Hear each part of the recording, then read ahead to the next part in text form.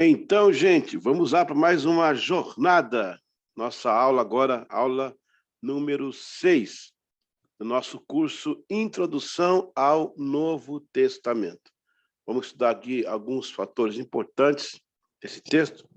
Creio que vai muito facilitar a sua compreensão. Como sempre eu tenho explicado a vocês, nós estamos dando uma sinopse de cada livro, a data, o autor, o assunto, como ver Jesus. Então, e adicionalmente, algumas informações que vão enriquecer o tema. Portanto, é muito importante que você tenha sempre em mãos uma caneta, um papel, para você anotar algumas coisas que a gente fala aqui, que não está aí na apostila, mas que poderá servir, né, para futuras consultas, né, que você pode fazer aí no decorrer do seu curso, ok? Vamos, então, abrir nossa apostila já de imediato na nossa aula número 7 hoje. Eu falei 6 no começo? Não, mas é número 7. Já demos a 1, 2 e 3, a 4, 5, 6. Então, hoje é 7, ok? Deixa eu levantar aqui, deixa eu dar mais uma ênfase para ter certeza que... Opa, parece que travou aqui. Acho que travou aqui, pera, gente, só um minutinho, só um minutinho. Ao vivo é assim mesmo. Vamos lá. Alguma coisa travou aqui no nosso trabalho. Está travado. Destravou agora. Uhum. Bom, aconteceu uma falha técnica que não é comum acontecer. Deixa eu voltar então para o nosso screen, para a gente ver então o que está havendo aí. Ok, vamos lá. Deixa eu abrir aqui primeiro. Ok. Deixa eu vir aqui buscar a nossa apostila. Introdução do Novo Testamento. Novo Testamento. Pronto, agora estamos de volta aqui na apostila. Vou voltar aqui para a tela. Deixa eu parar aqui. Então, de novo, bem-vindos ao Novo Testamento. Agora, nem sei se eu falei Antigo, tá vendo? Bom, de fato, é o Novo Testamento. Aula número 7.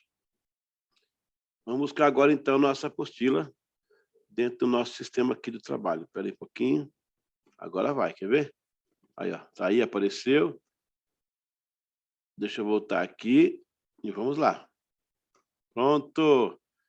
Opa, aqui nem cima para ficar melhor a visibilidade. Vamos estudar hoje as cartas Filemão, Hebreu e Tiago. Vamos, então, entender um pouquinho dessas cartas, né? E o que elas têm a oferecer para a gente dentro do contexto do Novo Testamento. Carta a Filemão. O autor é Paulo e a data é de 61 depois de Cristo. O assunto da carta, ela fala de um escravo, um senhor e uma atitude cristã. Filemão e Onésimo. Nesse caso, Onésimo é o senhor, Filemão é o escravo. O mérito da questão aqui não é abolicionismo, e sim, em primeira instância, no tratamento que se dá ao escravo quando se torna um irmão em Cristo. A gente tem que pensar o seguinte, pessoal, a ideia abolicionista, ela vem ser forte, século XVII, século XVIII, com o evento da Idade Moderna e com os reclames do Iluminismo. Aí nasce os direitos humanos, e assim dá-se a ênfase à escravatura. Embora que naquela época era muito comum, claro, que já havia um senso de justiça, de liberdade. Nesse caso aqui, Paulo está tratando de uma questão cristã entre eles.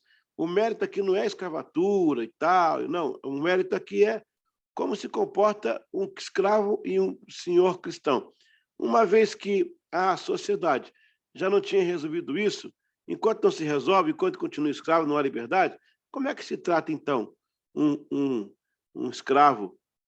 E também como é que se trata o senhor, né?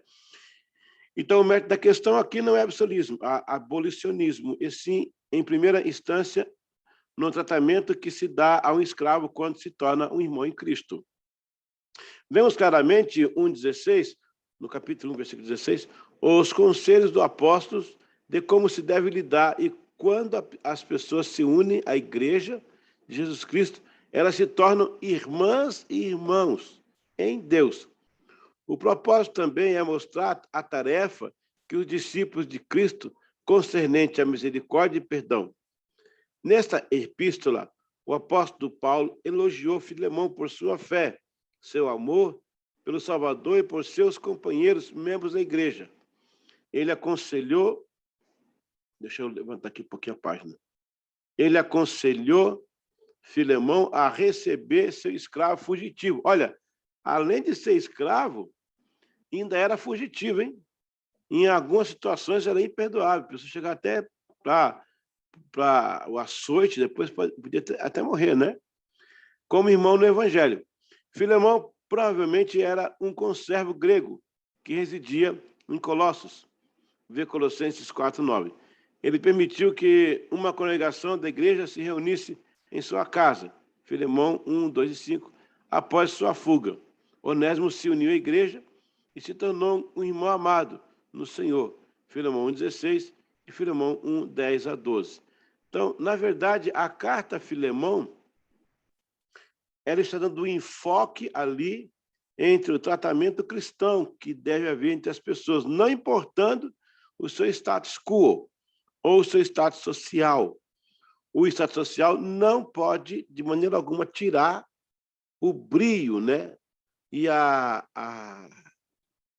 questão da semelhança, da comunhão, a vida igualitária que se deve ter entre irmãos, independentemente de ser quem ele é. Às vezes, a gente se constrange em algumas igrejas quando tem um doutor, uma doutora, dá-se uma ênfase especial. Na igreja somos todos iguais. Gente, o maior tempo que Jesus passou com as pessoas foi sentado à mesa. O maior tempo que ele passou foi sentado à mesa. Porque na mesa nós somos sentados no mesmo nível, o olho bate no mesmo nível, ninguém tem que levantar a cabeça, nós somos iguais. Comemos da mesma comida, comungamos do mesmo momento. No caso de Mefibosete, os defeitos que era a perna dele estavam debaixo da mesa, a mesa esconde defeitos. A mesa é um ponto de partida da comunhão. Por isso que a última coisa que ele fez em vida, Jesus, foi sentar à mesa com os discípulos e servir a Santa Ceia. Esse é o livro de Filemão, que trata sobre essa questão da igualdade, da semelhança, do tratamento entre, nesse caso aí, um chefe, né, um empregado, um patrão e o senhor. Hoje não tem mais escravos, a gente pelo menos assume que não, né? Oficialmente não. Vamos então à carta aos Hebreus. Essa carta aí, ela tem um autor desconhecido. O estilo é bem perto de Paulo, né? Mas a gente não pode afirmar. Não tem indícios, não há alguma aproximação histórica ou arqueológica, então temos que aceitar que é desconhecido. A data dela é de 64 a 68 depois de Cristo. Opa, ali tem uma situação que tem que corrigir ali, depois de Cristo. O assunto, o que nos parece é que Hebreus deixa eu levantar aqui um pouquinho, é que Hebreus é uma epístola que enaltece Jesus, sua soberania e senhorio, acima de tudo e de todos, com um nome mais excelente. A ênfase em que Jesus veio trazer uma nova aliança é superior à de Moisés, remete Jesus a um sacerdócio maior, que é o sacerdócio de Melquisedeque. Seu sacerdócio é maior do que o dos sumos sacerdotes sob a lei de Moisés, enquanto as escrituras são repletas de referências sobre o sacrifício expiatório de Jesus Cristo, sua ressurreição, sua ascensão aos céus. Hebreus enfatiza o trabalho contínuo do Redentor na vida de todos que voltam a ele em obediência e fé. Que tema lindo que essa carta tem, né? É interessante. Veja que a carta é aos Hebreus, exaltando o judeu. Como assim? A carta aos Hebreus, exaltando um judeu, no caso de Jesus. Gente, na verdade, hebreus, israelitas, judeus, israelense, são todos da mesma estirpe. Quando eu falo em hebreus, eu menciono Abraão, Isaac, Jacó, lá no passado. Quando Jacó entra em Egito, então eles crescem como as tribos de Israel, porque agora Jacó não era Israel, o Esaú não estava lá, o irmão dele. Agora não era Israel, então chamava de os israelitas, que são os filhos de Israel. Depois, quando eles vão para Canaã, lá ficam até o cativeiro babilônico, aí vem os 400 anos, e depois a Roma assume, aí vem até 1948, eles vêm como judeus.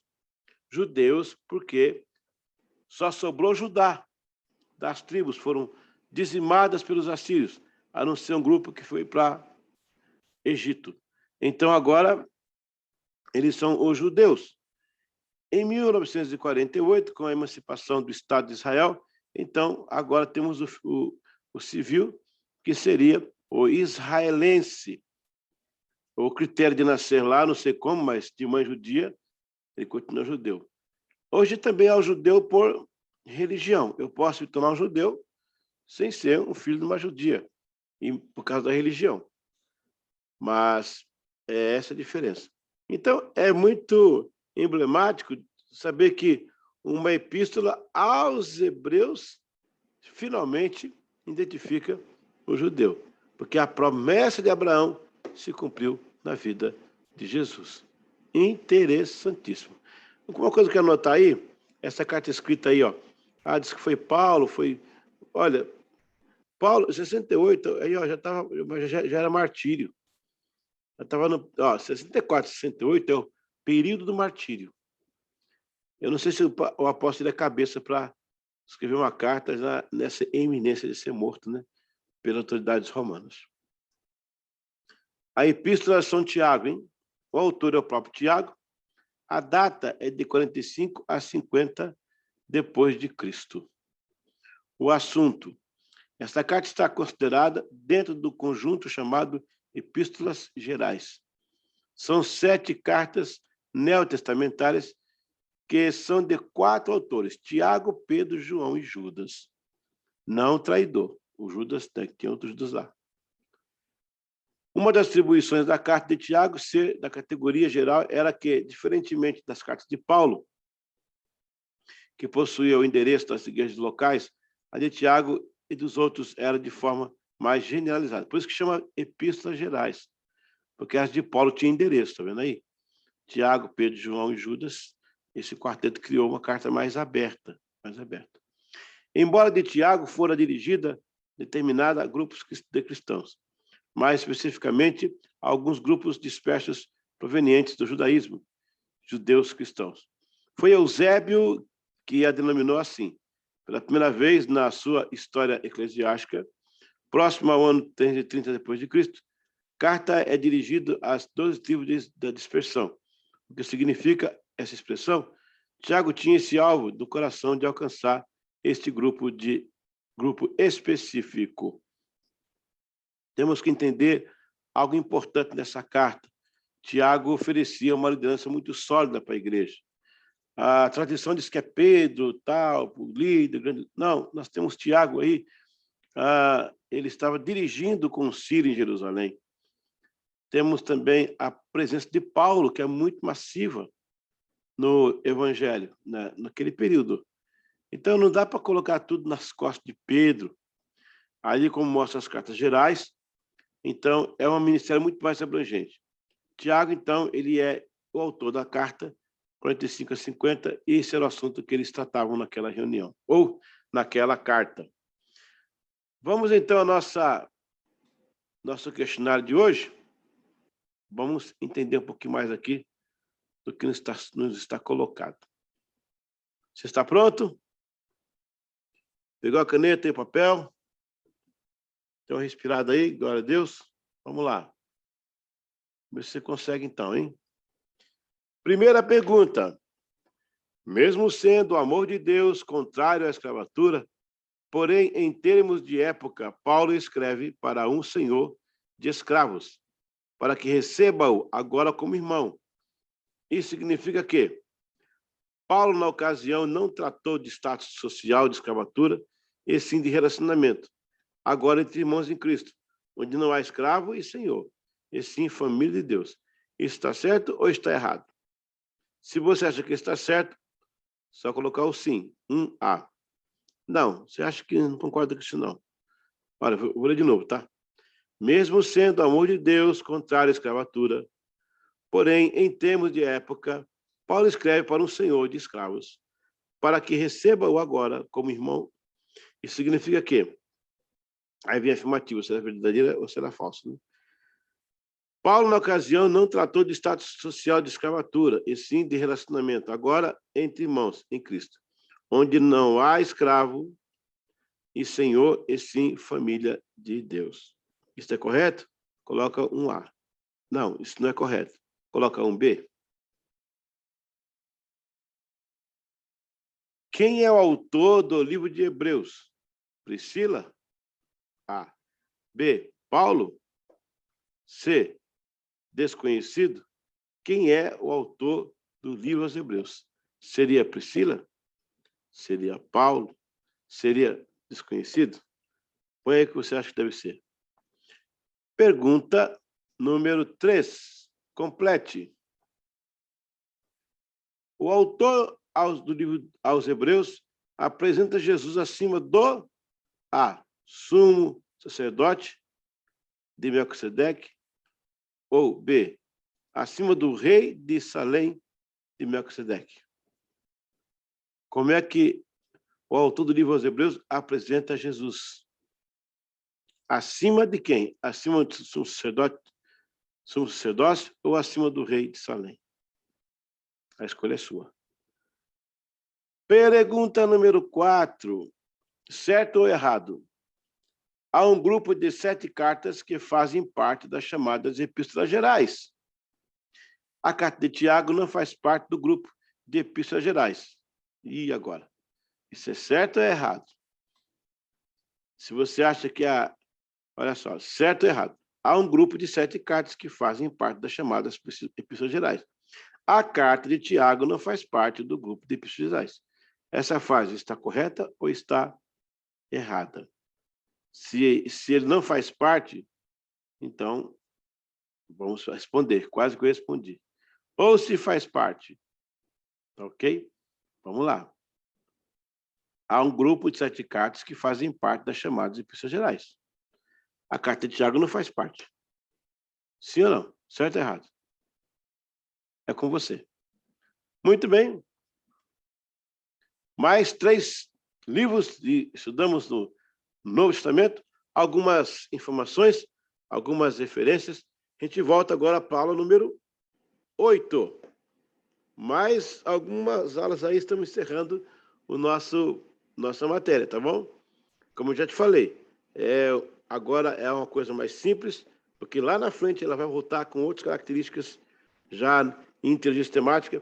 Vamos voltar no mesmo locais, trabalhando quase o mesmo tema, tá bom? Deus abençoe e até daqui a pouco.